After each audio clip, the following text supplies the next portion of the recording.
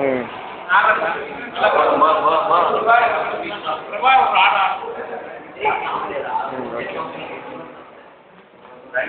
ரூபாரு okay நல்லா தான் சாப்பிட்றேன் ஓகே உள்ளே போயிடுச்சு